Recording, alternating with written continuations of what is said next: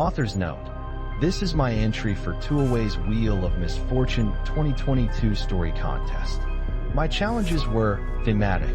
Write a story about a being that doesn't fall into any of the being subcategories. And technical. Write a story in the format of a series of diary entries.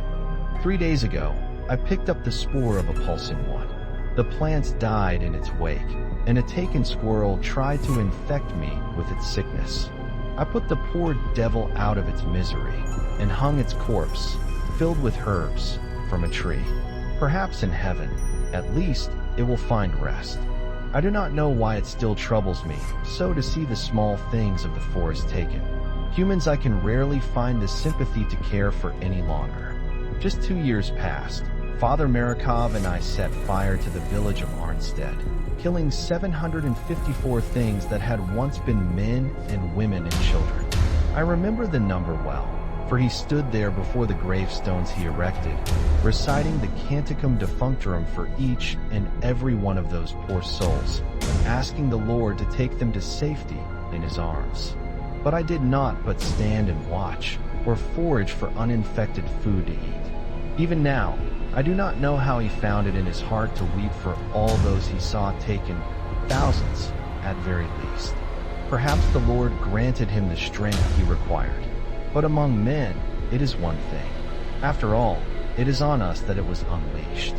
This is a punishment for our sin. That much is clear to all but the most blasphemous. And we pray and pray, dutifully begging the Lord to forgive us for what we have done. But the innocent beasts of this forest, the stoat and the deer and the squirrel, they do not deserve punishment. They do not sin, unless it be a sin to survive. There is a city a week's walk east of here. I have seen the lights flickering on the horizon as I approached. Most likely it is Prague, though I cannot be certain. It is difficult to tell direction out here in the wilds. I pray it is not taken yet. A city that large is certain to have wards and protections, though it is not far off the pulsing one's path, and in its corruption, it will likely seek it out. There is a part of me which thinks to outrace it, to run on ahead, and warn the city folk of what shambles toward them with the hiss of poison on its breath. But to do so would be foolish, senseless, to save perhaps 100 lives and lose 1,000 if it veers course. No, I shall do what I must do. I shall follow its trail. If it reaches the city, so be it. It will give me the time to corner it and kill it before it moves on to other prey. And thus, the tiniest cyst of this disease will be destroyed and leave time and space for a dozen more. Such is the grinding, endless task bestowed upon me by the Lord. Corpse scent and plague scent, drifting on the wind. It seems that the Lord has not answered my prayers, or perhaps this is his answer. That the city still stands in some fashion I do not doubt. Its lights still shine in the nighttime, and boats still move along the river. But Prague, I am sure of its identity now. His Majesty's spires and cathedrals loom over the skyline like the Alps themselves, has suffered greatly at the decaying hands of the plague. A part of my mind wonders what exactly brings the pulsing one to this place. Is there so little thought in its rotted brain that it does not realize the city is doomed, and simply seeks to spread its infection? No pulsing one which I have ever hunted has acted with such mindless hunger. They are the plague's fever, a sick, pulsing heat, impossible to capture as it cooks its victim's mind. Brutal they are, crafty and opportunistic, but never stupid. There is a nagging fear in my spine that it seeks this place for another reason, that the plague in its entirety has some sickening master plan, and that it seeks to transform Prague in its entirety into some vile cesspit of breeding and death.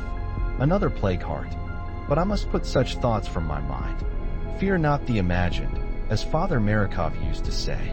I shall focus on that which I know to be real. A pulsing one marches on Prague, and only I can stop it.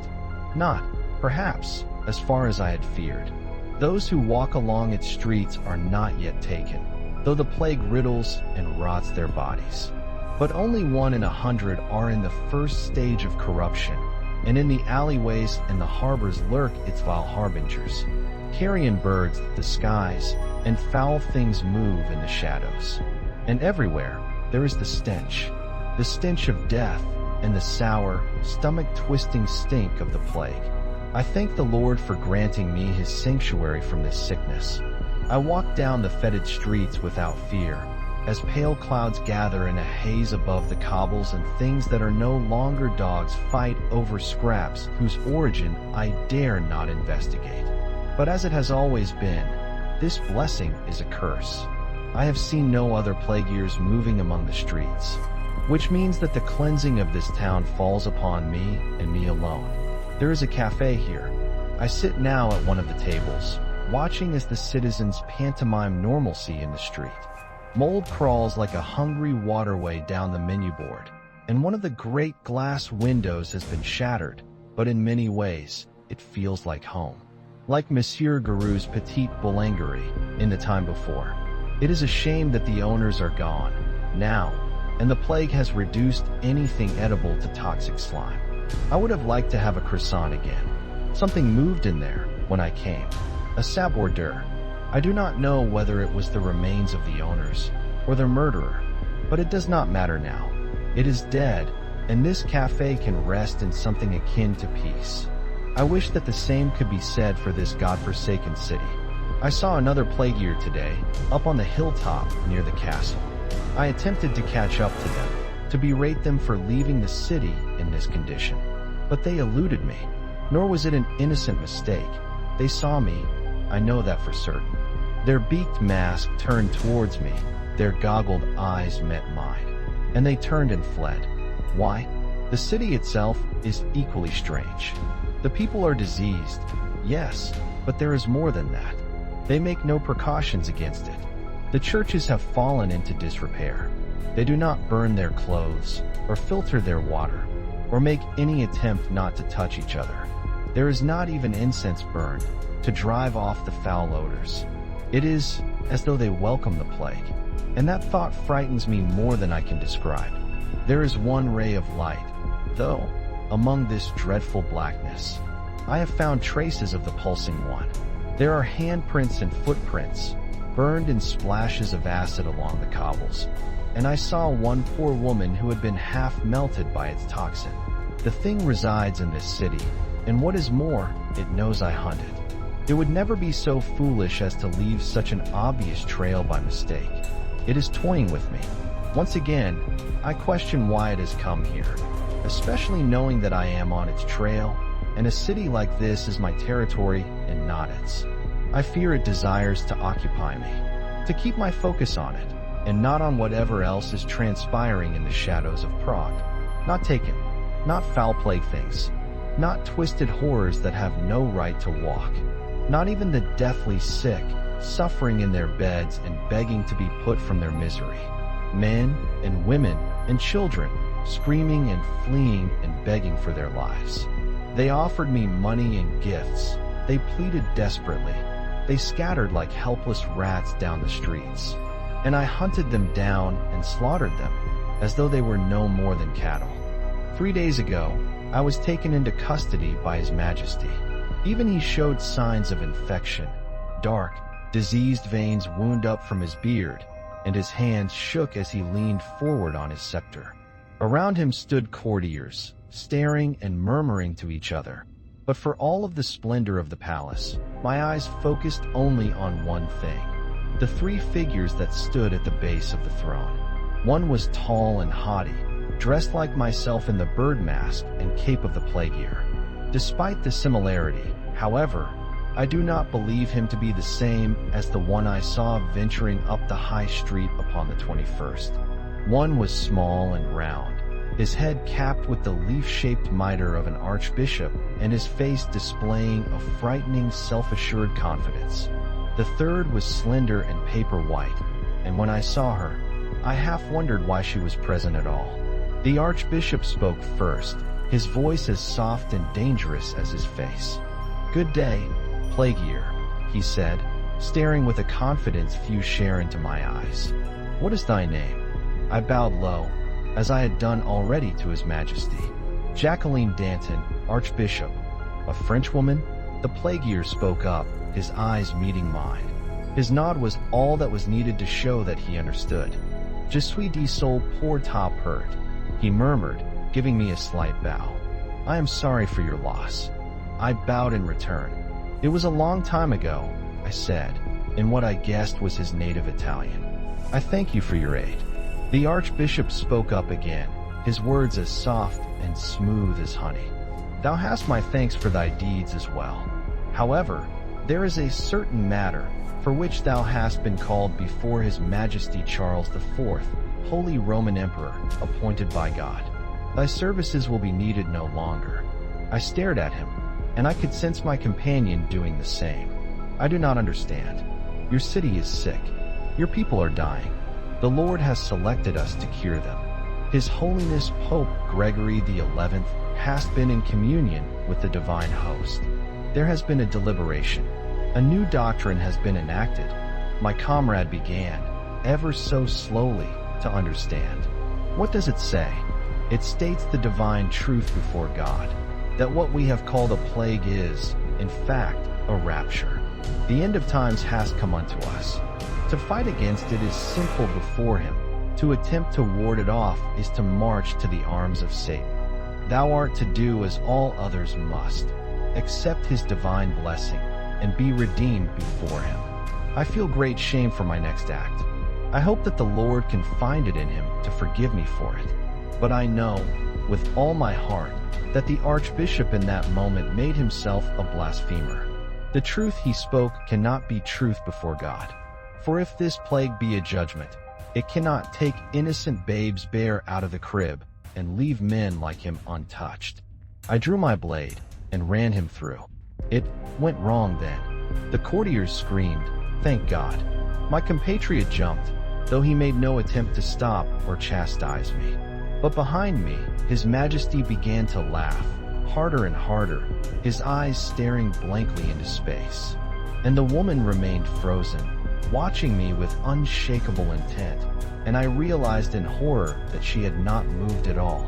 I remember very little of what happened next, and what I do recall pains me to put to paper. I ran, as fast as I could, for those marble doors, and cut down the guards pulling them shut.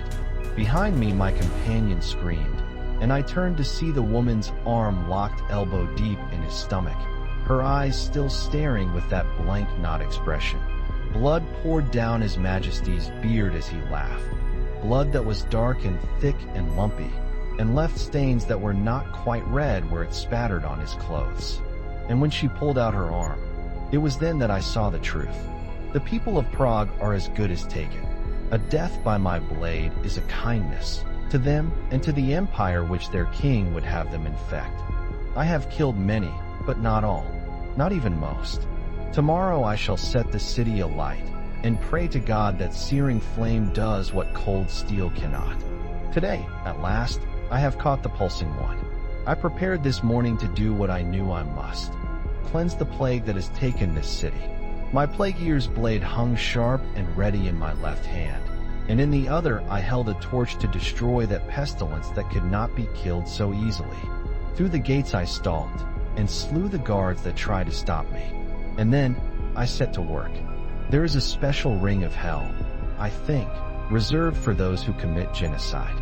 I know that I am condemned to it, and I would have it no other way. The screaming faces etched inside my eyelids certainly think so, pleading and flinging curses as their loved ones die and their houses burn. I do not know exactly how many I killed. My blade is dull and notched, and stains of blood drip from my robes.